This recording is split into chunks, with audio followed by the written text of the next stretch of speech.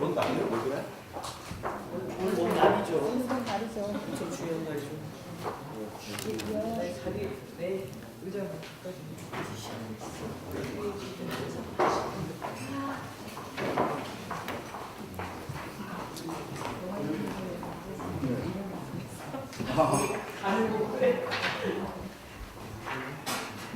그냥 이렇게 주시면 옆으로 넘기겠습니다.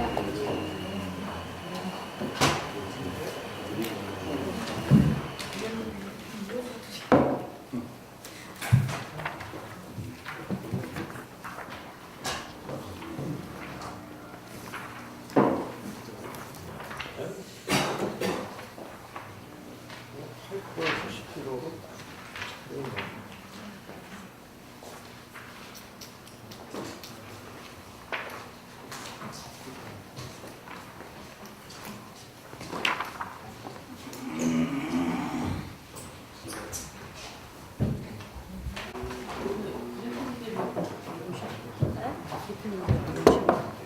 두 분의 프로필 휴대폰이 너무 날씬해요. 안 보이게. 눈이 뭐 하시네.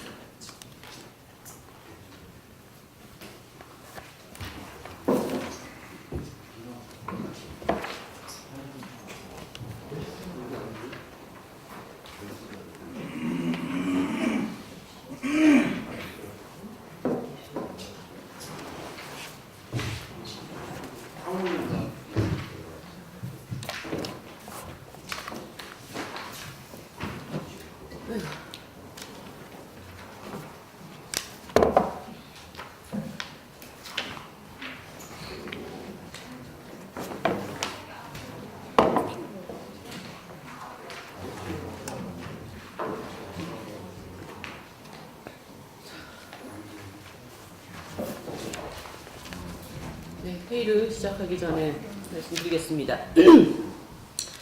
G20 기간 만난 한미 정상이 김정은 위원장의 서울 방문이 한반도 평화 정착 추가 모멘텀이 될 것이라고 뜻을 모았습니다. 양 정상이 남북 관계와 북미 관계 진전이 배치될 수 없다는데 인식을 같이 하는 것을 환영합니다. 이제 선 2차 북미 정상회담, 후 4차 남북 정상회담이라는 공식은 더 이상 의미가 없습니다. 북미 간 의견 차이로 인해서 고위급 회담이 아직 열리지 않고 대화가 소강 상태에 이른 지금 문재인 대통령이 다시 나설 때입니다. 정부는 빠르게 대북 특사를 파견하여서 김 위원장의 답방에 필요한 사안을 논의하고 이번 한미 정상회담에서 비핵화와 관계 개선을 위해 한미 정상이 나눈 이야기들을 공유하여서 북미 대화를 촉진해야 합니다. 북한의 결단이 중요합니다.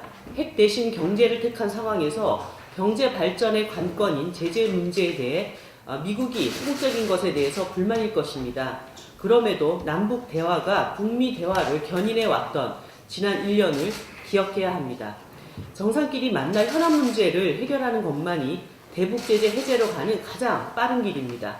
김 위원장의 결단에 의해 답방이 이루어진다면 우리 국민이 따뜻하게 환영할 수 있도록 정의당을 포함한 정치권도 함께 힘을 모아갈 것입니다. G20 일정을 마치고 문재인 대통령이 모레 귀국합니다. 북미 대화의 모멘텀을 살리기 위한 대통령의 노력에 수고했다는 말씀을 전합니다. 그러나 해결할 현안은 비핵화와 한반도 평화 문제만이 아닙니다. 최근 선거제도 개혁 문제를 놓고 여당과 야당 사이에 설전이 이어졌습니다. 여당이 사실상 선거제도 개혁 공약을 파기하기 직전까지 갈 뻔했으나 대통령께서 G20 출국 전 선거제도 개혁을 강조하고 난 후에 다행히 논의는 원점 수준으로 돌아왔습니다. 문제는 원점으로 돌아가는데 너무 많은 시간을 썼다는 것입니다. 안 그래도 늦게 출발한 정개특위가 이제 한 달이 남지 않았습니다.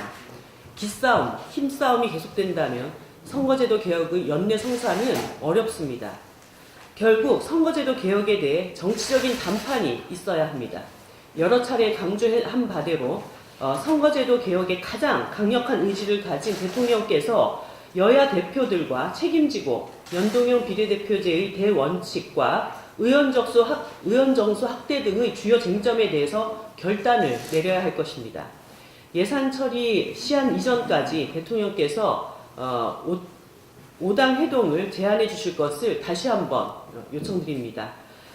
연동형 비례대표제의 큰 틀의 합의를 가지고 있는 바른미래당과 민주평화당, 정의당 이 야 3당들도 조속히 3당의 단일한 선거제도 개혁안을 제출하고 이와 관련된 5당의 합의를 이끌어내기 위해서 최선을 다할 것입니다.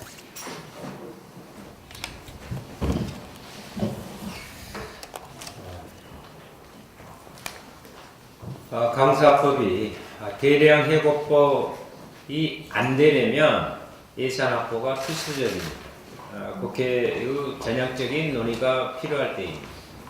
지난달 29일 8년여를 끌어온 강사법이 통과되었습니다. 많은 우여곡절이 있었으나 강사들이 포함된 이해 당사자들이 참여한 법안이 통과됐다는 점에서 다행스러운 일입니다. 개정 강사법이 강사들의 권익 신장에 이바지하기를 바라는 바입니다. 그러나 일선 대학에서는 개정 강사법을 핑계로 강사들을 대량 해고할 것이라는 우려가 커지고 있는 것이 사실입니다. 만약 국회에서 예산 확보가 되지 않는다면 강사들의 대량 해고는 현실이 될 것입니다. 강사들의 고용 안정과 학생들의 수업권 확보를 위해서 정부의 예산 확보가 반드시 필요합니다. 현재 국회의결위에는 정의당 예산 확보안을 비롯해 총 5건의 예산 증액 의견이 제출되어 있습니다. 하루빨리 이 예산이 확보되어 좋은 취지로 통과된 강사법이 강사들의 대량 해고로 이어지는 사태를 막아야 할 것입니다.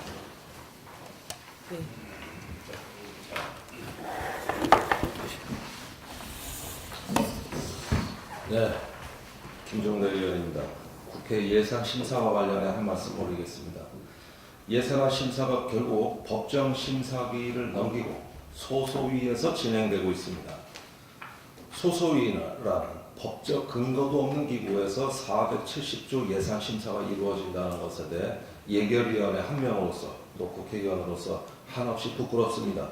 16명의 예산 소위원이 예산안을 심의했는데 그 과정에 참여하지도 않았던 각 당의 원내대표와 정책위 의장이 갑자기 소소위를 구성해서 예산 심사를 다시 시작한다는 것입니다. 저부터 이해가 되지 않는데 어떤 국민이 이해할 수 있겠습니까? 예결특위와 예산 소위 구성 단계부터 각 당의 정책위 의장을 참여시키는 것으로 해서 각 당의 정책적 예산 논의가 진행될 수 있도록 하는 방법 등을 강구하면 예산 심의가 앞으로는 더 이상 깜깜이 심사, 밀실 심사가 되지 않을 수 있을 것입니다. 장소도 시간도 공개되지 않고 회의록도 없는 소소위 위원들의 예산 심사에 대해서 참으로 개탄을 금할 수가 없습니다. 두 가지 사항을 당부하고자 합니다. 첫 번째는 강사법 통과와 관련된 예산입니다. 이 부분은 윤수아 의원님께서 너무 훌륭하게 말씀을 해주셨기 때문에 가름하고자 합니다. 두 번째, 장애인 활동 보조 및 자립생활 지원, 이동권, 그리고 발달장애인 국가 책임제와 관련한 예산입니다. 장애인에게 활동 보조와 이동권과 관련한 예산은 목숨과도 같은 예산입니다. 지난 금요일 국회 정문 앞에서 이분들이 목에 사다리를 걸고 쇠사슬로 묶고 관련 예산을 외쳤습니다. 그리고 지난 9월 문재인 대통령께서는 발달장애인 평생케어 종합대책을 발표하면서 발달장애인에 관련한 정책 수준을 한층 높인 바 있습니다. 이를 뒷받침하려면 그에 맞는 예산의 증액이 필요합니다. 장애인 활동 보조 및 자립생활 지원, 이동권 보장, 그리고 발달장애인과 관련해서 여러 건의 증액 의견이 제출되어 있습니다. 본건에 대해서도 소소위 3당의 책임 있는 증액 심사를 촉구합니다. 자, 되셨습니까? 전국 현안 정보부터 하시겠습니다.